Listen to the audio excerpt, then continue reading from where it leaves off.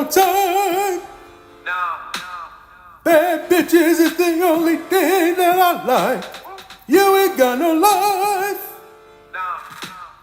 Cups with the ice and we do this every night. I ain't check the price. I make my own money so I spend it how I like. I'm just living life. Blood alone moves the wheels of history. Not only the years we've been at war, a never-ending fight.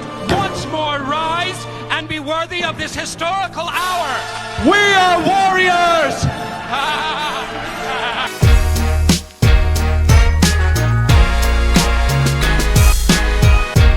Welcome back into the Door Report, episode 287 on a lovely, victorious Tuesday evening, October 22nd, 2024. I am Will Byrum, joined as always by my co-host, Trevor Hulan, a.k.a. Hack Squat Jim Duggan. Here at the Door Report, we are powered by 615 Collectibles. If you're into sports cards or sports memorabilia, check out 615 Collectibles on eBay. Items include NFL team packs, individual cards, graded cards, and more. Shipping is always fast and free. Just search 615 Collectibles in the search bar or go to www.ebay.com/str/615 Collectibles. Trevor, we're back. We are slightly running on fumes. Yes. But something I want to point out early, and this is a great example to start out. Trevor, show the people that are watching on YouTube your shirt. Oh, dude, you know we had to come through with the Diego Pavia swag. And for those of you who are listening via audio, I'm wearing the new Diego Pavia Vandy We Turn NIL shirt. Thought I canceled my order. I did not, but then turns out him and Breaking T are actually on good terms. So all's well that ends well. I will proudly rep this T-shirt. So the reason I draw attention to that early is Diego Pavia has dropped some new merch in the NIL store. Mm-hmm. Go check it out. Buy something. Support Diego Pavia. Support any of these players that have released NIL merch. If there's ever a time that you can truly say these players deserve some of your financial support and they have earned some name, image, and likeness support, it can be said about this team, specifically Diego Pavia, CJ Taylor, Eli Stowers. Mm-hmm. Everybody across the roster. The list goes on. Go and support them any way you can. Trevor, we have another victory to recap. Not an easy victory like we predicted and expected. Yeah. This Ball State came out and gave Vanderbilt a bit of a scare. It was an ugly ball game. It was an ugly ball game, but the Doors came out on top 24-14. Me and Trevor are going to recap and react to that game, giving our three key takeaways. We are also going to preview Vanderbilt's upcoming matchup against the number 5 Texas Longhorns, as this schedule just continues to get easier and easier as the year goes on. But Trevor, the Commodores, I want to bring it up in the intro, ranked in the AP top 25 for the first time, and will be for the first time since 2013, and will be playing a game as an AP top 25 team for the first time since 2008. So, Trevor, what's the vibe check right now? How are the vibes currently? Vibe check on a scale of 1 to 10 is a 25. Vanderbilt is ranked for the first time in season since 2008. That magical 2008 season that I will never forget. The vibes were sensational. I can't believe we're ranked. If you'd have told me before the season started that at basically the midway point of the season, Vanderbilt will be ranked in the AP top 25, I'd have said you're smoking something. And I'm optimistic. 3 weeks ago, I think every Vanderbilt fan, even the optimistic ones, would have said, what the hell are you smoking? Yeah. After 4 weeks ago, whatever it has been now, that Georgia State game, I just did a Texas podcast before this, and he asked, I caught some of that Missouri game where you guys lost in double overtime. He said, how much would you as Vanderbilt fans give to have that one back now that Missouri looks much more beatable? And I said, Well, first off, if there's one game on the schedule that Vanderbilt fans want back, it's the Georgia State game. I would agree. Because that is appearing more and more to be the aberration in this team. And it continues to really stick in the craw of Vanderbilt fans to prevent them from having what could be a truly magical season. You can explain away a double overtime loss on a field goal that your kicker hits a majority of the time against, at the time, a top 10 SEC team, first away SEC game of the year. You can explain that. Mm-hmm. You can't explain the Georgia State loss. Yeah. So it's amazing that Vanderbilt has turned it around. Well, and if that Georgia State loss was a Georgia State win, this team's probably, 18 or 19 right now? At the lowest. At the lowest, I would agree. Lowest. They probably have one of the best resumes in the country if their only loss is to Missouri with a win over number 1. Yeah, I would agree. And this Texas game would be even bigger, but there is a lot of hype brewing. I don't think that prior to the season, Vanderbilt fans or Texas fans expected this game to be a top 25 matchup. Oh, at all. Lord, no. It's amazing that this game is still the 3:15 kickoff on SEC Network. I don't understand that at all. This feels like a very intriguing matchup, seeing Texas play in Nashville for the first time in a long time, in almost 100 years. Yeah, 2 one-loss SEC teams that, and I get it's Vanderbilt, but could have SEC championship implications. It's just crazy that this game it's receiving some attention from both of the fan bases, but it's not receiving the amount of attention I thought it would from the SEC or national media at all. I totally agree, and that's a shame. And I think a lot of that has to do with Texas losing to Georgia. Oh, I think that's most of it. And possibly being exposed a little bit on how dominant they are in that beginning of the year schedule. We'll get into this in the second part of it. Getting a little long-winded in the intro already. We said this is going to be like a 50-minute episode. I'm kind of doubting screw it. it. We ball. Whatever. But Trevor, we'll get into all that. We'll get into Texas's schedule. Are they frauds? I guess we'll find out later on this episode. But before we get into all that and much more, don't forget to follow us on Twitter and Instagram at The Door Report. Like us on Facebook. Subscribe to our YouTube channel. Our podcast is available on iTunes, Spotify, YouTube, and Google Podcasts. And while you're at it, give our podcast 5 stars and a review on iTunes. It's now time for segment 1. Inside linebacker. Wow. Our defense ran a 3-4 flex, but I never made a NFL draft because I ran a 6-2 40. Right. But I mastered the Lawrence Taylor punch tackle. That's not easy to master. Once I got into that tackle box, Yeah. I was a real headhunter. I was sloppy, but I was good. What was your vertical? 3. 3 inches? Yeah. Yeah. You're probably not going to make the NFL with a 3-inch vertical leap. Yeah. Welcome back into segment 1 of episode 287 of The Door Report. Trevor, we have the Ball State recap to get to, but first, I want to get to the ticket situation for students. There's an article, I think it was in the VU Hustler, about the lack of access to tickets that Vanderbilt students have. I think this is the first time ever that has been a discussion point in football of Vanderbilt students wanting tickets and they're not available. They have done and made some adjustments after some outcries from the students, from the VU Hustler, from Diego Pavia, from fans in general. They're going to allow a couple hundred general admission students into the north end zone.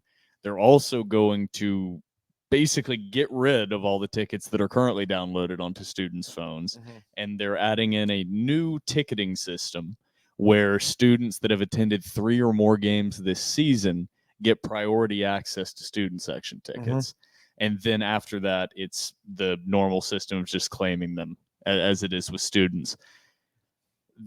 They've made all the adjustments they can really make. That's about all they can do is reward the students who have showed up all year. They can give a few general admission tickets over in that north end zone area, but they can't really overcrowd it because that's also where big money is. So you don't want to make it a miserable experience. And then I think there's something about holding tickets, as many as possible, and distributing them to students throughout the stadium. The problem is right now, 95% of tickets outside of the student section are sold. Yeah. And they're already in the hands of fans that are not giving them up. Yes. So that and that student section, I know it decreased in size with the construction. It used to be 2 sections. Now it's just that 1 section. You can fix that going into next year. But that before the season, normally I am hypercritical of the Vanderbilt administration. There was no reason before this season to think that the Vanderbilt students were going to show up in that capacity, because they literally, and I reiterate literally, have never showed up like this in the past. So that is a credit to them. Yeah. But understand, students that are just here for the first time, that there have been a lot of games where the student section has 100 people in it. Yeah. That's a very real thing. So I understand why the admin did not allot 2 sections into the stadium that was already pretty under capacity. What's the word for that? Overcapacity? No, too little capacity. I think Vanderbilt screwed up personally. I think this, I don't want to say nightmare, because they needed the stadium renovations to happen, where they've decreased the size so dramatically. This is exactly when it bites you in the ass, is when you actually start having success, is you end up pricing out your own fans and your students can't get into the stadium. So this is a byproduct of eliminating 12,000 seats from your stadium and upgrading it.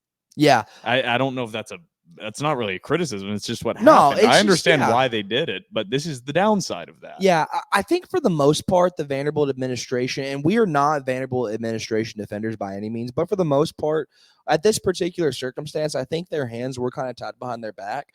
But kudos to them for hearing the students out, seeing the problem, and in a matter of probably 16 hours, addressing the problem as best they can. And from what I've seen, a lot of the response from those at the VU Hustler, those Vanderbilt fans, Vanderbilt students, are, hey, thank you for hearing us out. This really helps. So kudos to both parties involved, the students asking for change and the administration addressing that to the best that they could this year. Yeah, and they can really adjust this going into next season. Yeah. Because there will be more hype during the offseason. You can adjust season tickets. I would like to see 2 sections of the student section. That's ideal. Obviously, that's going to look really dumb if next year Vanderbilt takes a huge step back and student support plummets. Yeah. Then that's going to be a huge wasted amount of seats and money up top, which is exactly why there's 1 section right now. So this is an odd situation that I don't really blame the administration. It just kind of sucks. Yeah. And it's just the situation you're in. And it's not that long ago that you remember during the Derek Mason tenure, they cut off half of the student section with that big banner that said this is deep water to make it look more appealing on the eyes. That wasn't that long ago, guys. No, it was not. But that's just the ticket situation. We have a win to get to. The most important part. And we very much enjoy recapping wins, even if they are ugly, like what we saw on Saturday for the Vanderbilt Commodores against Ball State. I am not going to do a play-by-play or recap of any kind related to the game, because overall, everybody out there that's listening, I would guess, has watched it, unless it's Texas fans, which they're probably skipping past this part anyway. That was, Trevor, I want to get your take on it. That crowd, number one, we discussed it on the spaces. That crowd wanted to erupt so badly on the home side. And they really never got a chance. Even at the end of the game, we were able to get kind of loud and into it, but it was just an uncomfortable game the entire time. You felt like Vanderbilt was going to turn it on at some point. You felt that in the past, and they've lost. But you felt like Vanderbilt was going to turn it on at some point. They did in the 4th quarter. They turned it on.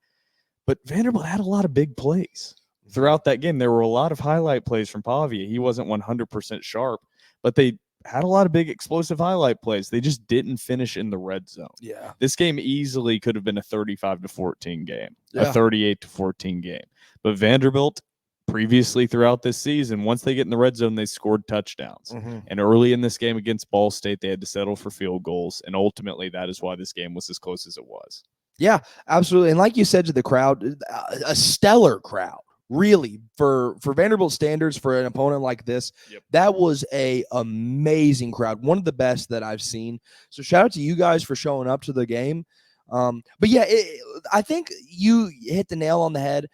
I think the best way to describe the fans was it was just a really tense environment because, like you said, like everybody just wanted to explode at the drop of a hat, and they just didn't get that opportunity. And I think, like you said, if it was a 35-14 ball game, that crowd would have been absolutely electric. Vanderbilt just unfortunately didn't give them a lot of opportunities to get electric or to get loud. But at the end of the day, in the fourth quarter, they turned it on. They got the victory. Really, at the end of the day, that's all I care about. An ugly win is still a win, and I'm going to celebrate ugly wins all day long. The ugliest win is still better than the prettiest loss. Absolutely. So this is actually, I'm going to spin it as a positive right now because I'm going to have my criticisms as we continue this. But this is the type of game that earlier this season Vanderbilt lost. This is the type of game that in the past Vanderbilt has lost. This team took a step forward by winning that game. A game they should win, an opponent they should have dominated. They did not dominate. And Clark Lee had some quotes after the game that basically said that were, I think one of them was, we got to win without our A effort. Yeah. And he basically got straight to the point and said, this team didn't play with great energy, but we won. Yeah. And that's about right. This team was not focused. No. They were not sharp. They didn't play awful. Vanderbilt didn't play like garbage. I mean, they played okay. They played meh. They played meh. They came out with their 5 out of 10. They came out to Georgia State with their 2 out of 10. And Georgia State came out with their 9 or 10 out of 10. Ball State came out with like their 7 out of 10 or 8 out of 10. But Vanderbilt kept it vanilla. You hit on that multiple times. Very vanilla. Go on about that. Yeah, I mean, I just thought the game plan overall, I thought watching the game in person, and then whenever I went back and rewatched the game, I mean, I counted a couple of times to where it got so, not ridiculous, but so incredibly vanilla. I went back and I counted. Vanderbilt ran the same inside zone with the same blocking scheme 7 times, which that's a lot to run the same play over and over and over. And it's not like they resulted in big plays. Like Vanderbilt just kept it very, very base in terms of their offensive packages. And I'm guessing what they tried to do was just out-athlete them. And it worked in the end because they got the win. But, man, super vanilla game plan. Like, put nothing on tape. I think a majority of it was they were trying early to limit how much Pavia was running. And then late in the game, especially in that fourth quarter, they realized he just has to run. Yep. And that was why Vanderbilt dominated the late third, or in the fourth quarter, is Pavia just started running. Yeah. And that's the difference, is it was true read options and not just inside zones late in the game, which it makes sense. This was clearly, they didn't run anything new. This was everything that you had seen all season. Ball State was well prepared. Yeah. And Vanderbilt was not sharp. Yeah. And so that combination is why this game was as close as it was. The defense also a solid game, okay game. I mean, I would call it okay. I would call it okay as well. They didn't they only gave up 14 points. That's why I'm like, Jesus, Phoebe. Normally you see 14 points and you think the defense played an outstanding game. The defense gave up a lot of yards and allowed Ball State to possess the ball a lot more than I think Clark Lee or fans would have liked to see. Vanderbilt still won the time of possession, but only possessed the ball 34 and a half minutes. Ball State possessed it 25 and a half minutes. So Ball State is a team that, even though they threw the ball about 60% of the time, they played a similar game plan, game style to Vanderbilt. They wanted to shorten the game. That's what Ball State did. Vanderbilt was okay with playing that way. And ultimately Vanderbilt was able to win. But there were some things that came up, and we'll get to these in the 3 key takeaways. There were some things throughout that game that I would say raised concerns based on what we've seen in the past. When we were talking about the preview, I said I thought they would struggle with this Ball State offense, especially early, and they would pull away late. I didn't think that much. I didn't think it would be this tight that late. I mean, this was a 14-14 game. Going into the fourth. This was a tight ball game. Like, this wasn't just, Ball State hung around for a minute. Like, this was in doubt in the fourth quarter. So I said it, that Vanderbilt was going to struggle with this pass first, quick pass offense, and that's exactly what happened. Vanderbilt struggles to guard tight ends. I don't understand why in this defensive scheme they can't guard tight ends. You saw it against Bama. You saw it against Georgia State. You saw it, obviously, in this last game against Ball State. And they struggle to guard backs out of the backfield on passing plays. You've seen it the entire season. I don't know what in Clark Lee's scheme. Maybe that's just what they're giving up. You have to give up something. Maybe that's what it is. But where they also struggled is Ball State ran the ball on them, too, pretty consistently. And Ball State also forced some 3 and outs out of Vanderbilt offense that we haven't seen that. So I just got all my negatives out, Trevor, spewed out negatives. get your negatives out now because there are plenty of positives as well that I want to get to. So I'm just getting all my negatives out now, and then we'll get to positives in a sec. I think we have a lot of the same negatives. I think one that you didn't hit on that was probably my biggest negative was the inefficiency in the red zone. That doesn't scare me as much as maybe it would in the past. Hey, I did hit on. Oh, you did. Sorry. Yeah, you can hit on it, but that's probably my number one takeaway is because traditionally that would scare me because whenever you do get into the red zone against a less talented team like Ball State, you should obviously expect to win. Expect to score. Vanderbilt did not do that in this game. The reason that's not a huge cause for concern for me is because Vanderbilt has shown all year long against much more talented teams that that's not really an issue. So I'm going to give them the benefit of the doubt and chalk that up to maybe just an outlier in terms of they really were doubting their opponents like they said. Like you said as well, I think it was frustrating watching Ball State spam the flat so much, especially with the backs out of the backfield in the passing game. I mean, everything was just a little dink and dunk to the flats or to the boundary. And I think I'm not like a head football coach, but I think that's maybe what Clark Lee wants to do with the amount of times he drops back. Have one, brother. As the amount of times that he drops back 7 guys, and they're clearly protecting the deep ball, but obviously that leaves you susceptible to the underneath stuff. And if you have a more talented, let's say, running back or more talented tight end that can, once they get the ball in their hands, make those plays out of the flats or by the boundary, that's going to be cause for concern. So those would be probably my 2 key takeaways.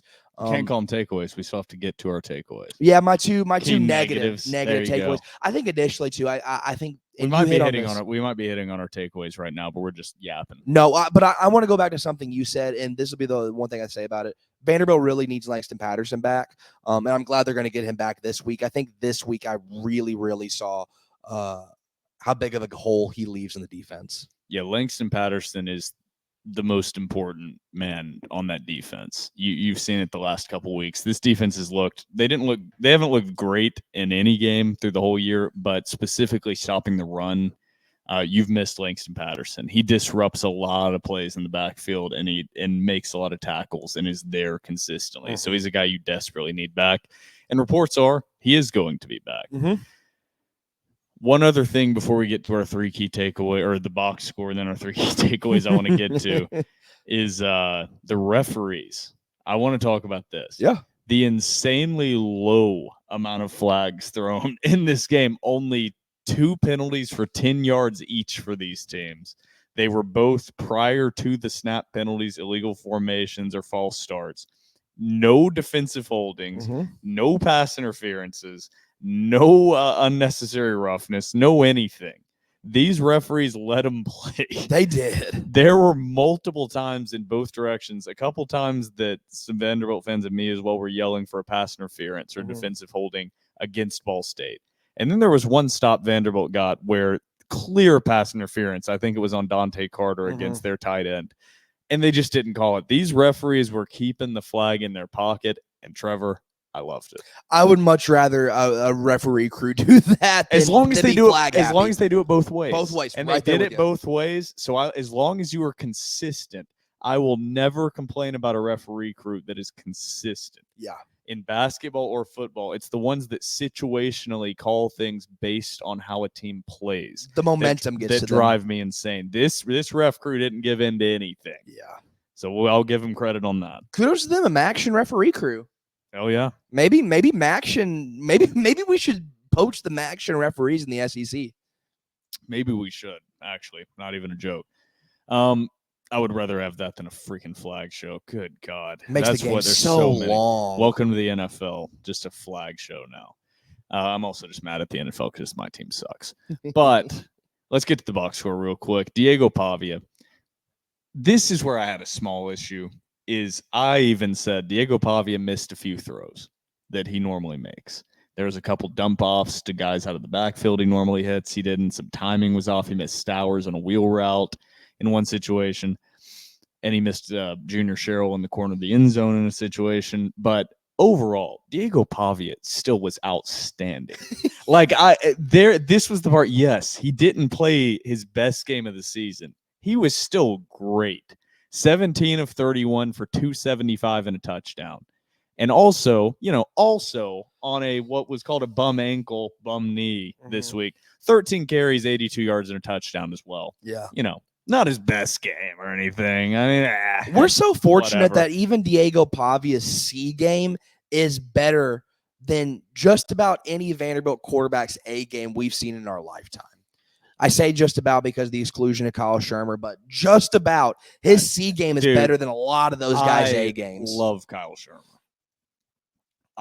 He's the best modern era quarterback that Vanderbilt has had. I think he was better than I think Jordan Rodgers was pretty good, even though people have mixed emotions about him. On the field, Jordan Rodgers was a good quarterback. Oh, yeah. Austin Carter-Samuels was solid. Nothing crazy, but he was solid. But Kyle Shermer was damn good. Diego Pavia is a different light level. years ahead. He's the quintessential college quarterback. Kyle Shermer, the knock on Kyle Shermer is he was accurate, but it had to be a pro-style throw. Yep. He had to have time. He was a statue just in the pocket. It was joked about. Like, he just could not move in the pocket. It was like he was running in quicksand. Yeah.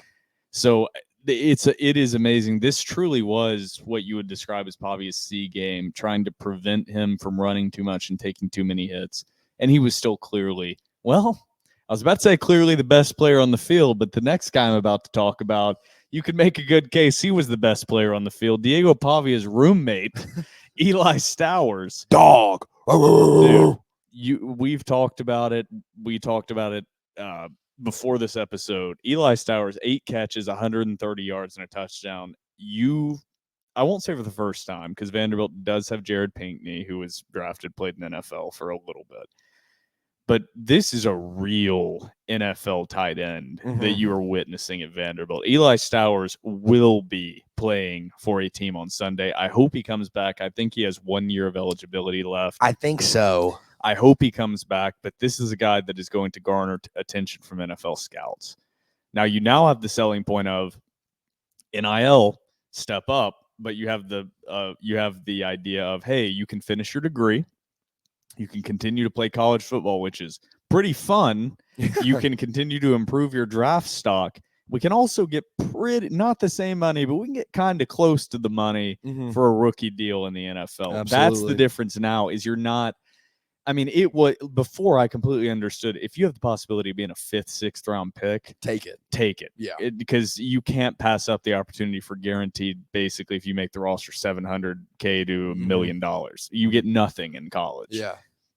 No offense, people would sell the idea of, you get your degree, and I'm like, you can go back and do that. Yeah. You can go back and do that, buddy, and go work a 9 to 5. Go to the NFL, get your money. Now with NIL, it's a whole new game. So hopefully they can get Stowers back, but he looks like he's obviously a tight end, so it's different, but he looks like that dynamic playmaker that we talked about. He made some incredible plays out of that tight end position. He is the best receiving threat Vanderbilt has had since Jordan Matthews, and it's not close.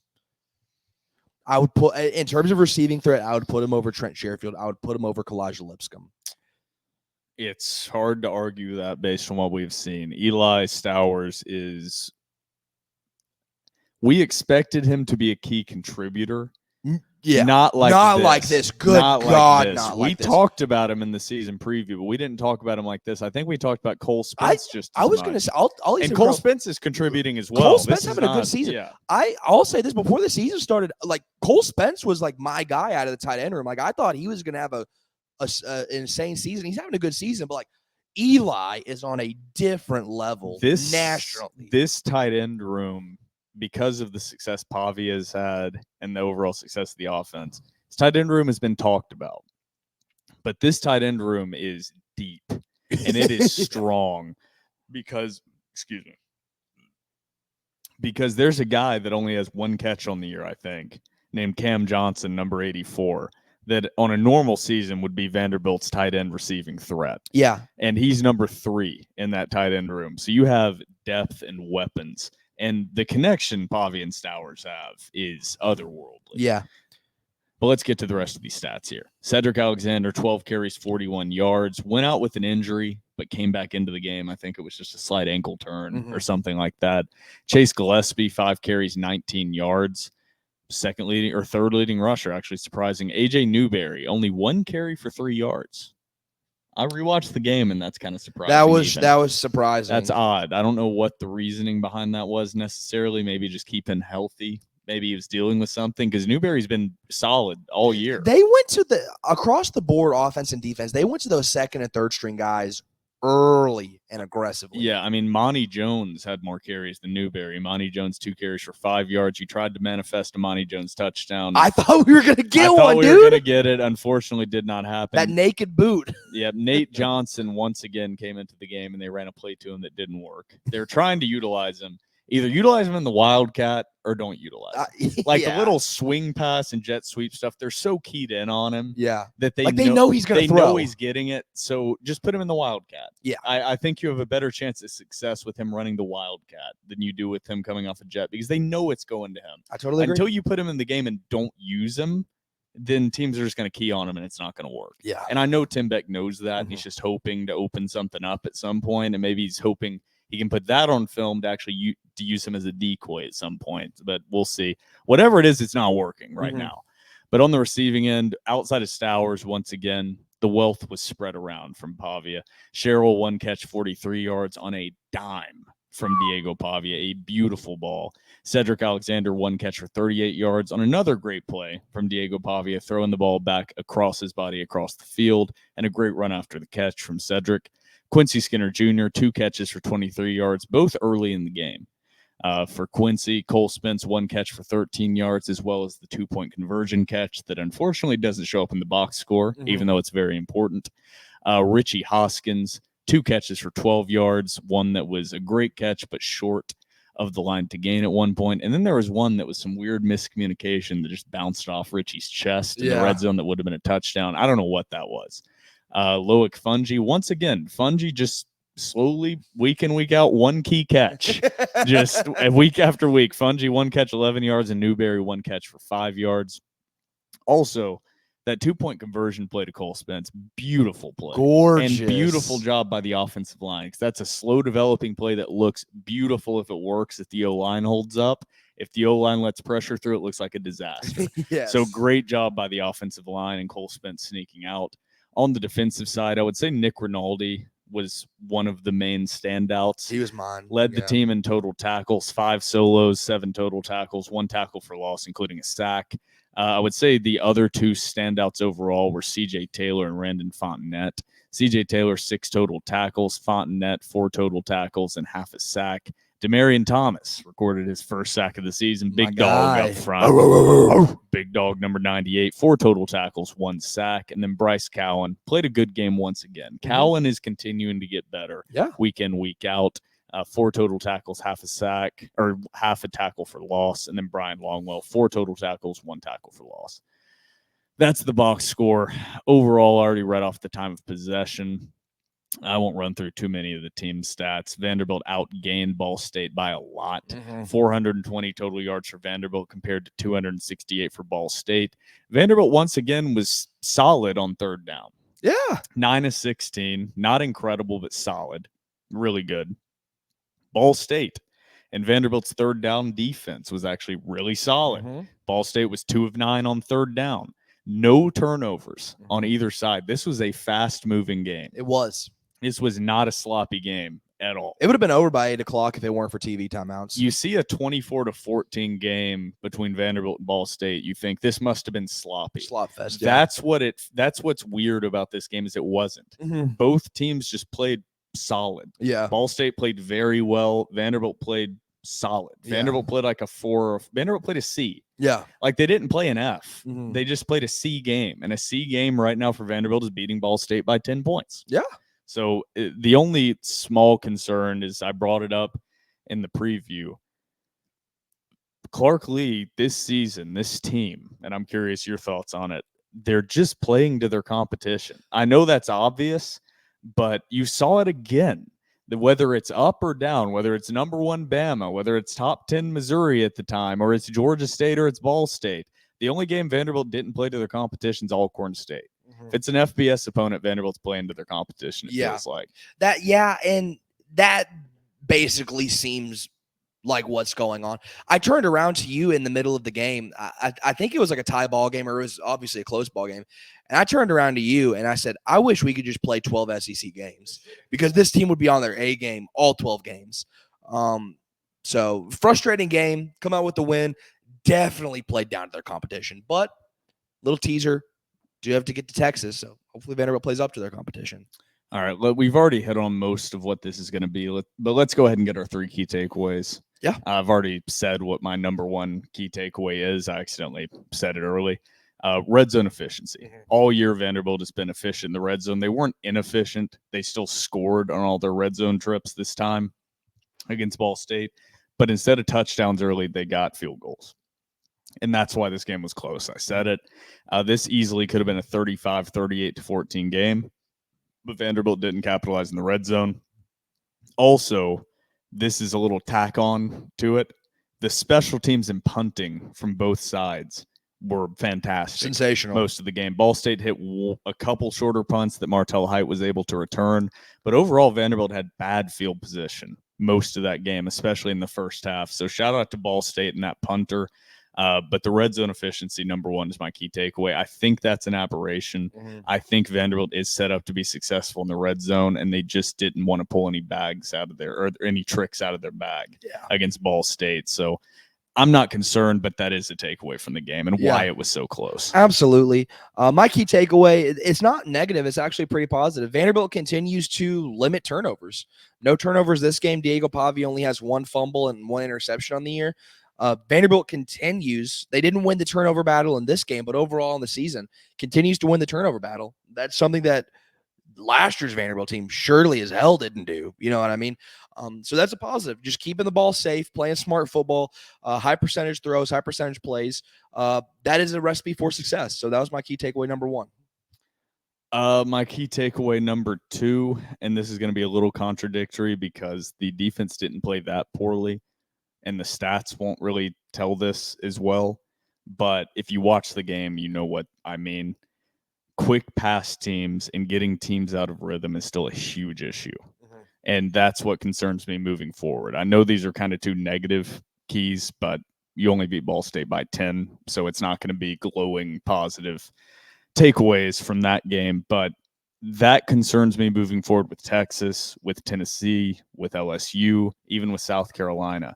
This team, for whatever reason, tight ends and running backs, they cannot stop it. Quick passes to receivers, quick slants, they struggle to stop it. I'm hoping part of that has to do with Langston Patterson, but that is a concern moving forward. And Ball State is not a good offensive team. They're not efficient, but Vanderbilt once again made an inefficient offense look efficient. That seems to be a trend at this point, and there's not a dip in competition whatsoever the remainder of this schedule. So the defense is going to have to be better if Vanderbilt's going to win more games this season. Yeah.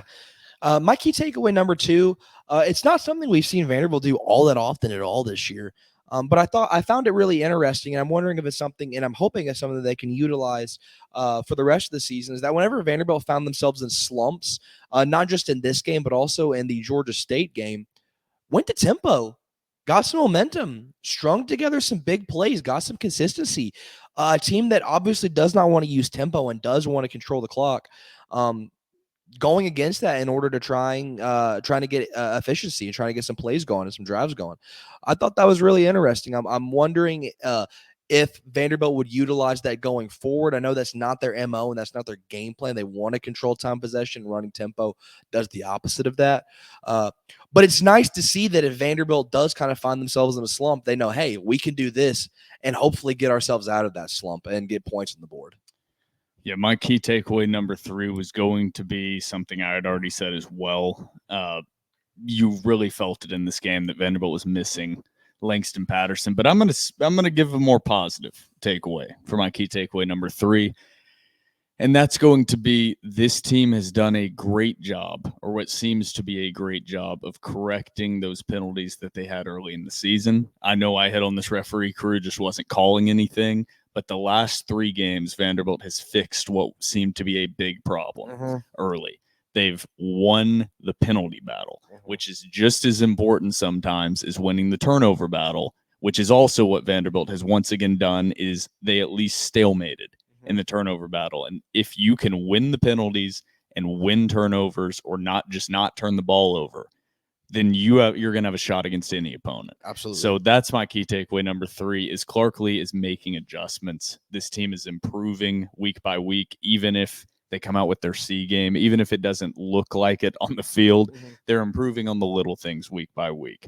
So this team's 5-2. I've already given 2 negatives. I just didn't want to have 3 negatives because this team won and they did what they needed to win.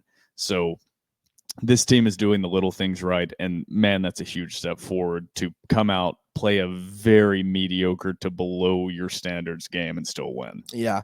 My key takeaway number 3, I think this plays probably a little bit into your takeaway about Langston Patterson.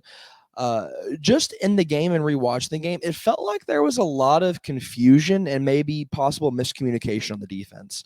You see late in plays, Vanderbilt continuing to look over to the sideline and looking to their leaders on defense, sort of asking, like, what do we do in this situation?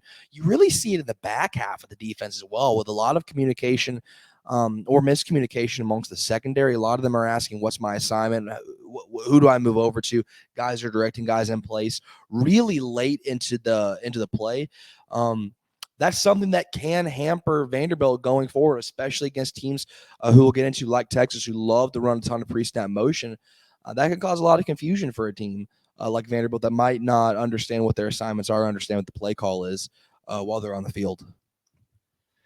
Yeah, that's me and Trevor's 3 key takeaways. I think having Langston back will improve that dramatically. I think so as well. I think that's a key loss in the communication department. But this has been a long intro in segment 1. We still have the Texas preview to get to, so we're going to take a quick TDR cocktail break. Grab yourself a delicious cold or a delicious warm beverage, and we will be right back.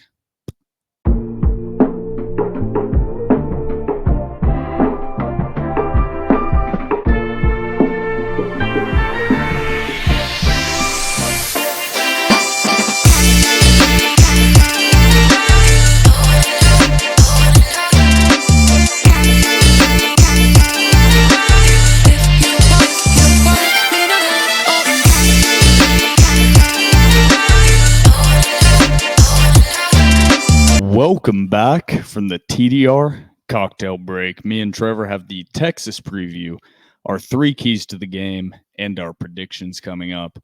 Me and Trevor right now are running on fumes. Yes. We're going to do our best to preview this Texas game and not just glaze over it. But if you're looking for a detailed breakdown, I'm sure VandySports.com has done a great job in detail previewing Texas and their roster overall. I also earlier this evening joined the Ghost of Texas podcast as well. So I am fully running on fumes right now. Hell, I'm sure Vandy Sports is going to have Blake on too. So if you want to hear from Blake, just look at VandySports.com. Going over there, he'll bring his A game. Yeah, he'll wear a suit and tie. Yeah. But Texas, number 5 in the country, coming off a loss to the Georgia Bulldogs. Really a loss in their first, what you could say, real competition of the season. Yeah. Before the year, just looking at the schedule, I'm not shitting on Texas for that. Before the year, looking at the schedule, you would not have thought that. Texas played number 10 at the time, Michigan, on the road. Michigan turns out not as good as anticipated. Not a top 25 team. Dropped out of the top 25 this week after a loss to Illinois. Texas had also played Oklahoma prior to that Georgia game. Turns out Oklahoma a lot worse than a lot of people expected. Phoebe, you're destroying the set. She is knocking over the Conquer and Prevail. Wreaking havoc. But overall, Texas's competition going into that Georgia game maybe overlooked when we were discussing how good, and everyone was discussing how good Texas was. Absolutely. And I think that they got exposed a little bit. I still think Texas is a very good football team. Yeah. But they're not untouchable as they looked like and were being discussed prior to that. I did want to bring up, because when we start discussing stats, and if we get to this, I don't know if we will, Texas ranks inside the top 10 in almost every defensive category that you can find. Points per game, yards per game, all of that. The reason that is so skewed and why that is inflated, a lot of times we talk about inflated offensive numbers after they face bad defenses. This time is inflated defensive numbers. Going into that Georgia game, based on points per game, by points per game, The best offense that Texas had played going into that Georgia game was Mississippi State, who ranks 88th in the country in points per game. So there is some obvious inflation when it comes to those defensive numbers. So some Bidenomics in there. Yeah, that's not saying this defense is not talented. That's not saying Vanderbilt's not going to struggle against this defense. But they're not as absolutely dominant as it may have seemed, or if you just blindly look at the data. So Trevor, they have Quinn Ewers at quarterback. We'll get into the players in a second. How are you feeling going into this Texas game? Once again, Trevor, with the gold glasses on, I feel very optimistic. I feel very optimistic about Vanderbilt's chances against this Texas team. Very optimistic. I feel much better than I did 2 weeks ago about this game. I still think Texas presents some challenges with their style of play for Vanderbilt, and I don't want to lose track of this. I think the window of opportunity is open, as I said during the spaces. But this Texas game feels like house money to me, personally. You have coming up, you have extremely winnable games against Auburn and South Carolina. This Texas game feels like you can completely get the eyes of the nation on you and really start the Cinderella story. But if Vanderbilt goes out and loses by 50, it doesn't change anything about how I view this team moving forward the remainder of the season. I am right there with you. So it doesn't mean that I'm not pumped up and I'm not going to be pissed if they come out and lay an egg and suck and lose the momentum that they've built. But it's not going to be some end of the world, end of the season. This is not the team we thought it was. This is an interesting matchup and a good measuring stick for Vanderbilt right now and where they're at. I think that's a great way to put it. But getting to the players on this Texas roster, a little bit of quarterback controversy, you could say, brewing in Austin. Quinn Ewers, the current starter. They've never really differentiated from that outside of when he was hurt. 1,101 yards on the season, 11 touchdowns, 4 picks, 68% completion percentage. And their backup, Arch Manning, decently known name, 58 of 84 on the season for 920 yards, 9 touchdowns, 2 picks. A better quarterback rating than Quinn Ewers. The competition's been a little different, but a better quarterback rating. Texas kind of has a 3-headed monster in the backfield. They have Wisner coming out of the backfield, 60 carries, 330 yards, 2 touchdowns. They have Jadon Blue, 61 carries, 268 yards, and 4 touchdowns. And Jarrett Gibson, 48 carries, 227 yards, and 3 touchdowns. Out of the wide receiver room, probably the most talented receiver Vanderbilt has faced this season outside of Ryan Williams. I would say he's more talented than Williams personally. That's a strong statement, but maybe right now better, more polished. But I'm still going to go with Ryan Williams. But Isaiah Bond, incredibly talented. Vanderbilt has also faced Luther Burden. I put Bond above Luther Burden. So far on the year, 23 catches, 380 yards, 4 touchdowns. They also have a very talented and utilized tight end in Gunnar Helm. Leads the team in receptions, 27 catches, 373 yards, 2 touchdowns. And another receiver that's very talented, Matthew Golden, 22 catches, 323 yards, 3 touchdowns. Ryan Wingo, 16 catches, 308 yards, 2 touchdowns. They also utilize their backs out of the backfield. Jadon Blue is their receiving back. He's by far the leading pass catcher out of the backfield, 21 catches for 153 yards, 3 touchdowns. So Texas utilizes their backs. They utilize their tight ends, and they have talented receivers on the outside combined with a 3-headed monster and a very talented offensive line. Yeah. Georgia beat Texas by disrupting Texas's rhythm in a way they had not felt all year.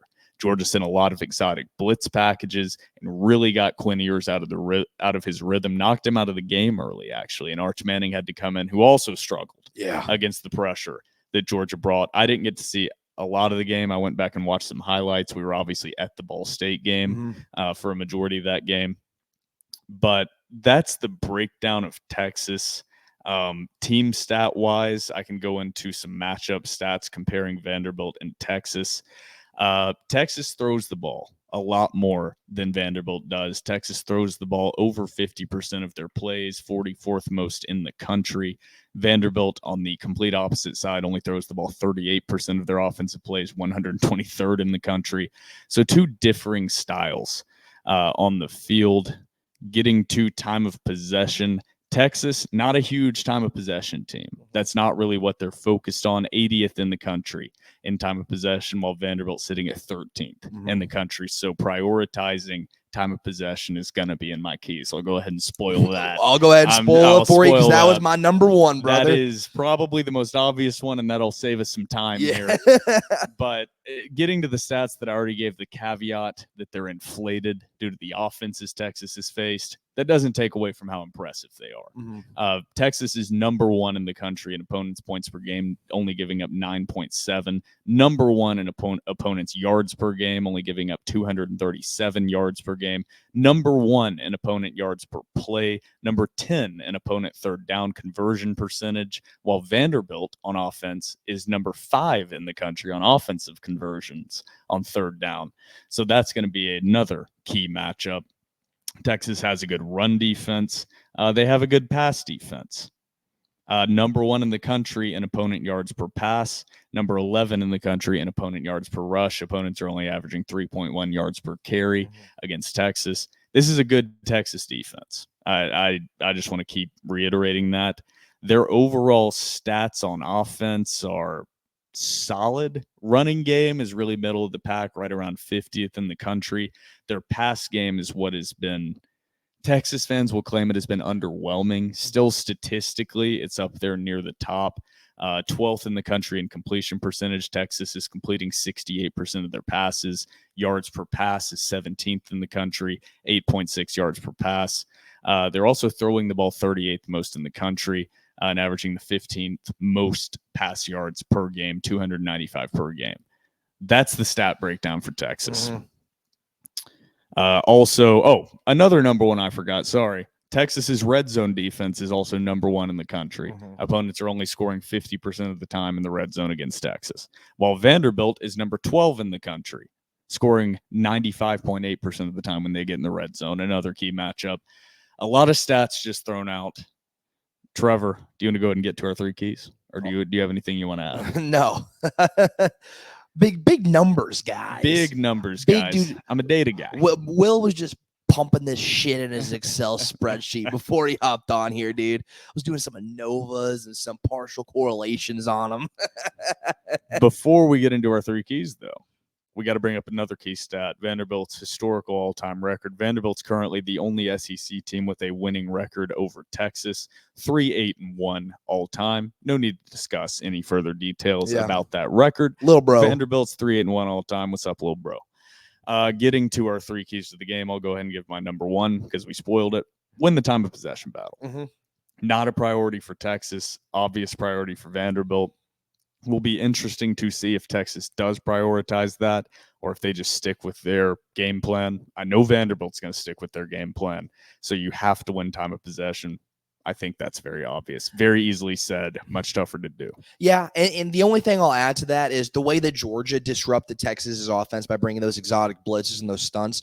Another way that you can disrupt an offense and they're flowing the game is by keeping the ball out of their hands, and that is what Vanderbilt has done exceptionally well. If they want to win this game, they're going to have to play them just like they did Alabama and just like they've done every other team and play keep-away football. What's the classic phrase? The best offense is a good defense. I think the opposite applies to Vanderbilt this season. I think the best defense is a good offense that stays on the field and keeps the opponent's offense off the field. It's a tale as old as time. People have been playing football that way for 70, 80 years. So that's both me and Trevor's key number 1, time of possession. My key number 2, I'm going to do 2 things for my key number 2 because I already said one of them, but you have to disrupt Texas's pass game rhythm. You have to send some more pressures.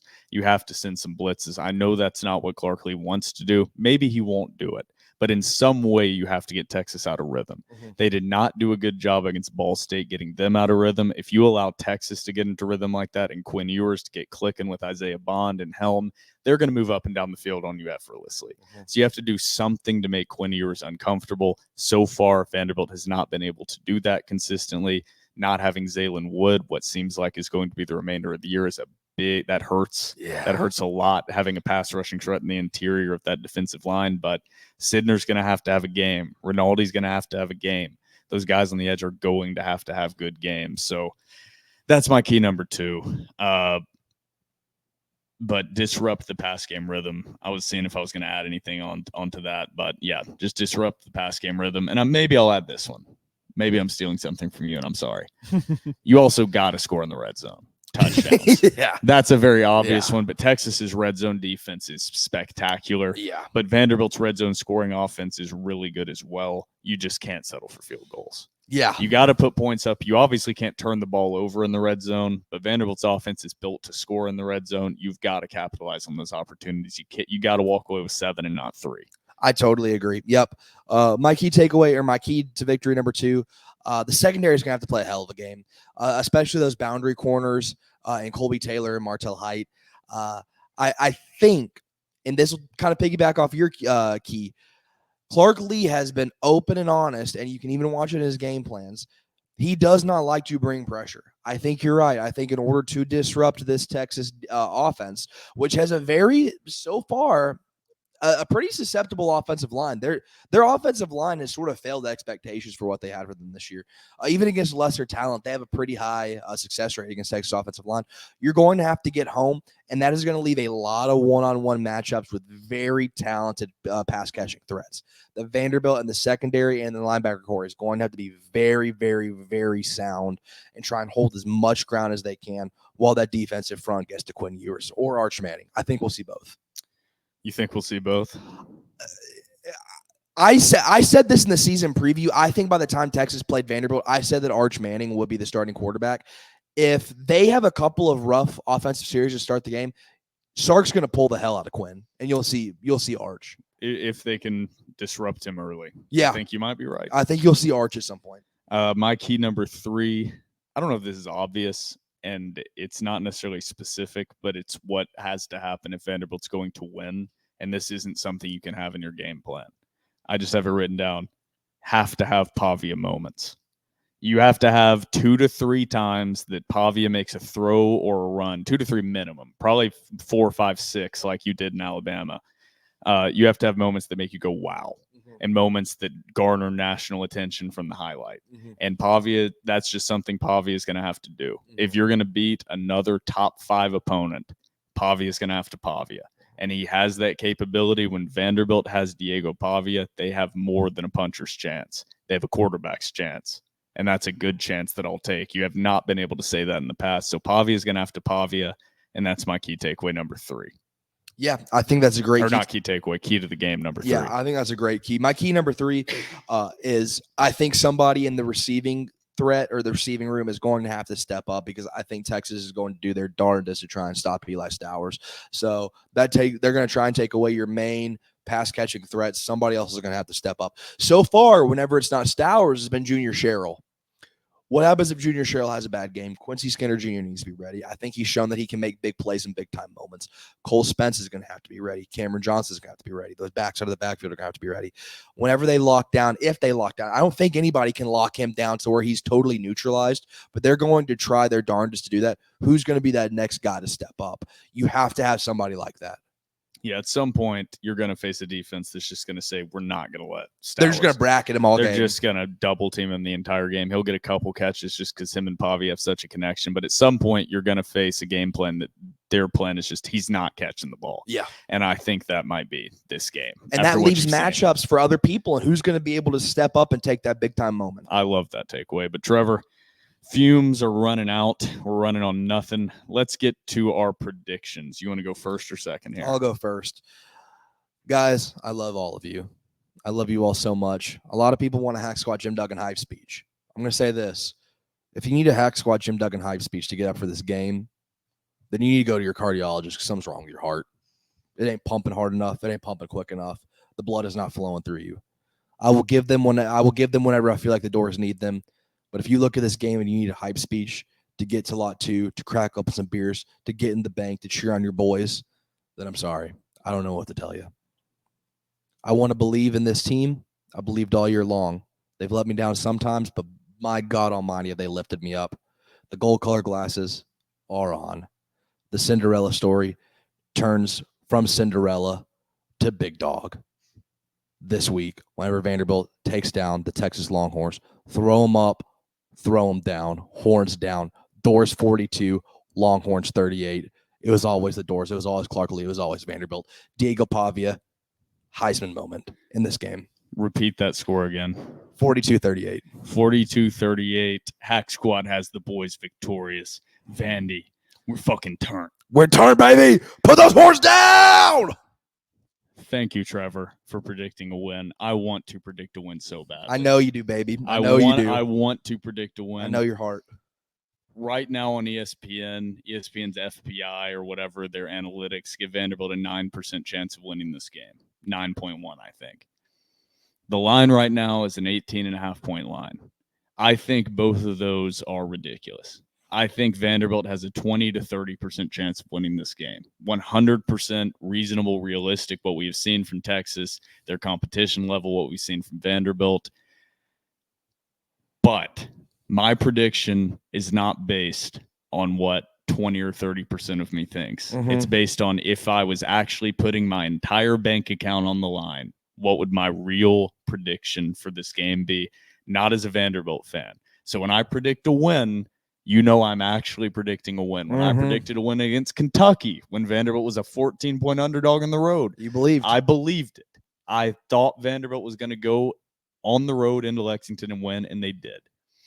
This game is a matchup nightmare for Vanderbilt. What Texas does, I've repeated it over and over, is a nightmare. Vanderbilt's going to struggle defensively. They're going to be able to have some long extended drives, but this Texas defense is too talented. Vanderbilt's going to have some 3-and-outs. Eventually, Texas is going to open up a little bit of a lead. I think Texas wins this game, but I think Vanderbilt covers. Texas 35, Vanderbilt 24. Vanderbilt's able to keep it close. They're able to manage the time of possession. Vanderbilt will win time of possession, but they won't win it as dramatically as they did against Alabama. I think Quinn Ewers, Isaiah Bond, they're able to connect for some big plays. And unfortunately, I think that three-headed monster at the running back position just ends up wearing Vanderbilt's defense down and a defensive line that greatly misses Zaylin Wood. So my score prediction, unfortunately, please prove me wrong. Please, Vanderbilt, I will be there in lot 2, decked out in my Vanderbilt game day fit that can't change. Will has worn these same outfits since Tech. They're undefeated. No, I'm not knocking you, dude. Keep doing it, big dog. So many outfits that I was like, man, I'm gonna wear all this different Vanderbilt gear, and I've had to wear the same polo, same hat, same jeans, same shoes for every game. So that's not gonna change. I'll be out there. We're gonna be out there early in lot 2. Come out to lot 2. Fajitas. Incredible. We will be having even more of them this upcoming game. Anybody that was there that got to try them, you know how good they were. We will have more courtesy of Robert Falcone. Robert also has an article going up tomorrow previewing the Texas game. We will also have burgers, dogs, queso, desserts, beer. I think we're getting a little kegarooski. We'll keep that on the down. Little Tex-Mex action. But I will be out there early. It should be fun. Get to the bank. Hopefully you didn't sell your tickets. If you're listening and you sold your tickets, shame on you. Feel deep shame inside right now. If you did that and you listen to this pod, we want you to stop being a listener. I mean that. I really do. You can redeem yourself. Just never, ever do it again. As long as you learn your lesson. Shame and learn your lesson. We are forgiven. But as long as you learn your lesson. If you pay $600 to get into the Texas game, then I'll forgive you. There we go. Hacksaw will forgive you. We have our predictions, 3 keys to the game, recapped Ball State. Trevor, anything else you want to add? I'm just watching Phoebe sticker paw into Zach Cunningham's helmet's ear hole. I want to shout out, before we close it out, shout out to the wide receiver blocking. Shout out to Quincy Skinner Jr. driving a man through the end zone. Love to see that. Shout out to the wide receivers not taking the bait that Ball State was clearly trying to get you guys to commit an unsportsmanlike penalty or an unnecessary roughness penalty after the play. You guys held up and did just enough to not get those penalties. So shout out to the wide receivers. Shout out to the blocking. That's all we've got here on episode 287 of The Door Report. For myself, Will Byrum, and my co-host, Trevor Hulan, this has been episode 287 of The Door Report, powered by 615 Collectibles.